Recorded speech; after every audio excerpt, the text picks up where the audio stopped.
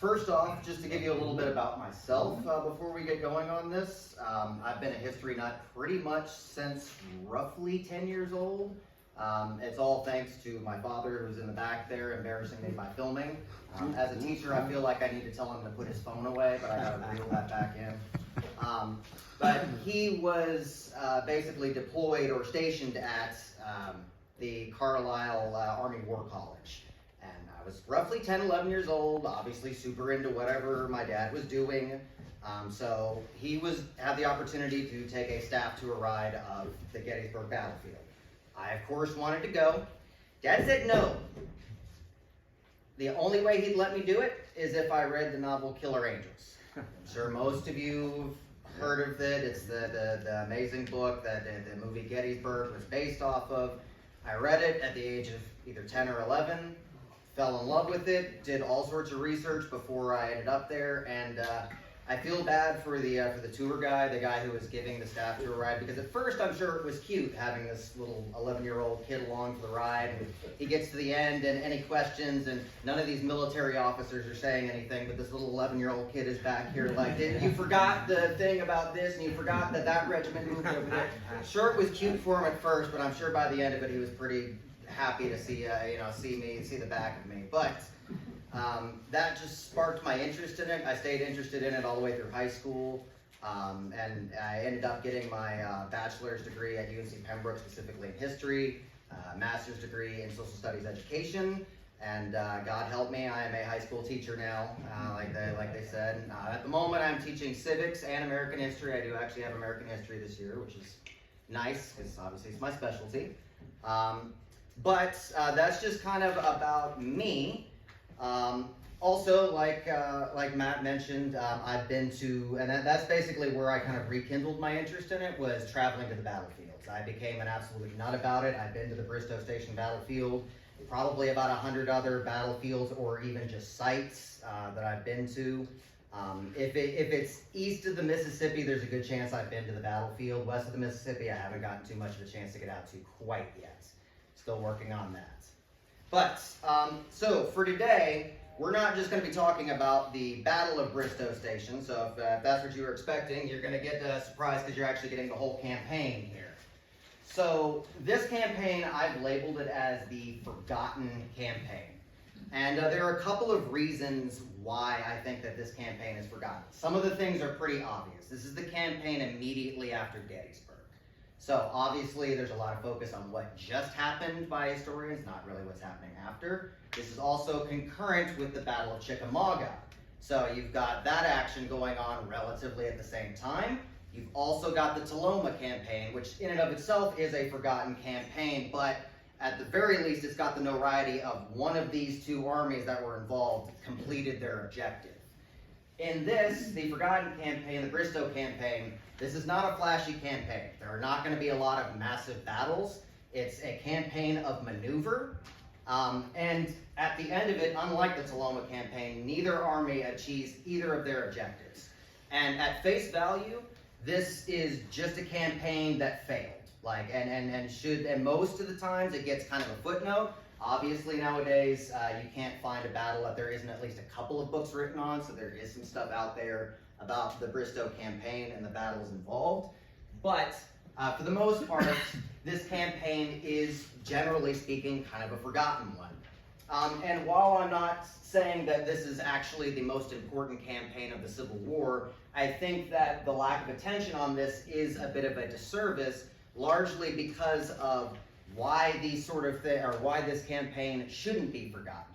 And as we go along, I think we'll kind of reveal, but generally speaking, just to give you an idea, this campaign is going to reveal that the Army of Northern Virginia, on the tactical level, has lost a step.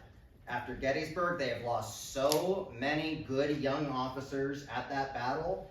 Lee is still firing on all cylinders, but on the tactical level, the Army of Northern Virginia is just not operating in the way that it was.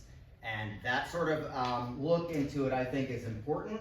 Also, just a little bit of a heads up, and I like to admit my biases before I get started. I am a huge Meade fan. I think that Meade is one of those people that just does not get enough written about him. He is the guy that wins Gettysburg. He's given the army 3 days before this battle, and he puts it together in the moment that we absolutely needed it. And in this campaign, he is going to prove that he is able to match Lee on a strategic level. Now, is he the guy that would have been able to bring the war to a close? Probably not. And I would never argue that. I think in the end, Grant was the guy to do it. Meade, in the end, is still a little bit on the cautious side, especially when you compare him to Grant. But I think overall, Meade proves in this campaign that had he been in charge of the army earlier, would the war have ended? Probably not, but we might not have seen as many of the disasters that had befallen the Army of the Potomac previously. So again, I'm just admitting my biases before we get going. I am a massive Meade fan. So, giving you guys the background, and not that you really need to know, I'm sure most of you guys know almost everything about Gettysburg. It's the most written about battle of all time, but just as a little bit to help you guys with the context, this campaign is going to take place in September, so it's roughly about a month and a half, or a little bit over 2 months, sorry, after the Battle of Gettysburg itself. So they have not had that much time to recover. They've basically just taken a break for the hottest months of the year before they get started again. But at Gettysburg, the Union casualties, and this is rough estimates, looking at roughly 23,000 versus the Confederates, who are going to lose between 23 and 28. And that is going to be the campaign as a whole. Another thing that tends to get forgotten about is the retreat. While Lee, obviously, his army manages to escape, he's going to take another 5,000 casualties on the retreat back to Virginia. So Lee's army, should be kind of self-explanatory, is not in good shape. On the other side of it, though, neither is the Army of the Potomac. They took substantial casualties as well. You've got a brand new commander to the army who took over and had to deal with this massive traumatic event right off the bat. And he, just like Lee, has got a lot of good officers that are not going to be with him. Hancock is one of the ones. He's going to spend a lot of time in hospitals before he's able to come back out again. And a lot of the experienced Army of the Potomac officers are not going to be here in this campaign. So, we're going to go ahead and get started. Both armies at this point, like I said, they settle in for the hottest parts of the month. But when we get started here, and would you mind go ahead and clicking on to the next one? There we go. So this is the overall campaign map. And this is why I say that, this is one of the reasons I would consider this to be a forgotten campaign. You will see that this entire thing is a loop. We start here, we're going to go up there, and by the time we're done with this campaign, we are literally exactly back where we started again. So it's almost just a continuous loop. But what we have in this situation is what I like to call stage one of this campaign, and it is what I like to call start and stops. Because this part of the campaign is essentially not a campaign. I brought up at the beginning that Chickamauga is about to go down, and so Lee has a plan. And as you can see, this is what he originally planned, and this is what he ends up doing. His idea is to sweep west around the Union Army, get between them and Washington, and force Meade to fight him on ground of Lee's choosing. It's basically the Longstreet special. It's exactly what Longstreet would have wanted. And it's the kind of campaign that Longstreet would be really behind. What's interesting, though, is right before Lee gets going with this campaign, I'm sure many of you will know, Longstreet's corps is going to be redeployed. So they are going to be shipped west to join Braxton Bragg's army and eventually prove a key factor in the victory there at the Battle of Chickamauga. But this leaves Lee with far less men. He has lost roughly a third of his army that he has just sent west. And it's not green troops he has sent. This is McLaws' division. This is Hood's division. These are some of the most veteran and experienced troops in Lee's army that are no longer with him. So initially, Meade's got a massive advantage here. He goes from having roughly a 25 to 30,000 man advantage to outnumbering his opponent over 2 to 1. So Meade wants to confirm this first. He wants to make sure that Longstreet is in fact gone. And what that ends up bringing about is actually, and if you wouldn't mind clicking on to our next one there, is this small little skirmish, but it is worth noting because this is the Battle of Culpeper Church. And what ends up happening at this battle, this is an attempt by Kilpatrick, and Custer is going to be kind of the main player here at the actual battle. They are going to be attempting to break through the screen set up by Lomax in an attempt to essentially figure out whether or not Longstreet is actually gone. Now, this is just a small skirmish. There really isn't much of note of it, other than this is one of the times that Custer gets wounded. He is wounded in the foot in this particular engagement. But he is able to slip by several companies to get past Lomax. He's just essentially outnumbered here. There's not much else Lomax can do. He does the best that he can. But essentially, Kilpatrick is able to confirm, yes, Longstreet is gone. So, Meade begins his own movements, and if you would mind clicking on, it should be just back to the campaign map again. And this is why I call it starts and stops, because I'm sure as many of you know, Meade is going to have a reduction in his own army go down. So just as Meade is about to enact his own plan, which ironically enough mirrors Lee's, his plan was again to sweep west and try to get between Lee and Richmond. So they both have the same plan. They're both planning on going on the same avenues. Lee tries to get started and is halted because he's got to ship off a third of his army. And then Meade tries to get started, and then he has to ship off a good chunk of his army. So the 11th and 12th Corps under Howard and Slocum are going to have the same treatment as Longstreet. They are going to be shipped west. So they are also going to eventually end up playing a key role at the battles for Chattanooga.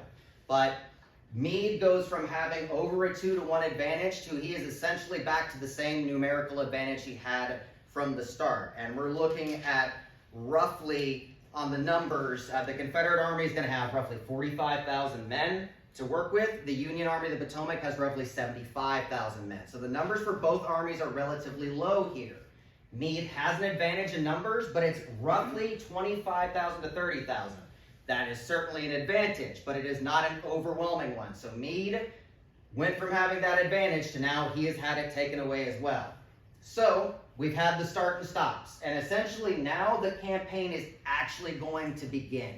And what makes this campaign a bit of a, I won't say bloodless because there certainly is conflict, but in comparison to the other conflicts going on during this time, a relatively bloodless campaign is it is essentially a campaign of maneuver. So what ends up happening is Lee is going to go ahead and enact his original plan. Like we said, he's going to swing out west and try to get behind Meade's army, put himself on good ground, and let Meade come to him. However, right before he is about to move, there is a dispatch that is intercepted. It almost sounds a little bit like the whole Antietam thing, except it's not quite as lucky as finding the orders wrapped around 3 cigars in the middle of the field. Basically a dispatch to General Fitz Lee is going to be intercepted and essentially gives away the game that Lee is going to be moving within the next day. So Lee strikes out on October 8th. He finally gets the army moving, and they are going to start moving north. And this is where I say Meade, he's not nearly as aggressive as, per se, Grant, but he is also an incredibly astute individual. He is not going to play Lee's game. He is not going to wait for Lee to move around behind him. He is going to go ahead and start withdrawing his army to stay in front of Lee. And that's where we get this campaign of maneuver, where both armies end up in a race, essentially, for the Centerville Heights. So you can see up there at the top, we've got the little town of Centerville. It's just kind of north of where Manassas is.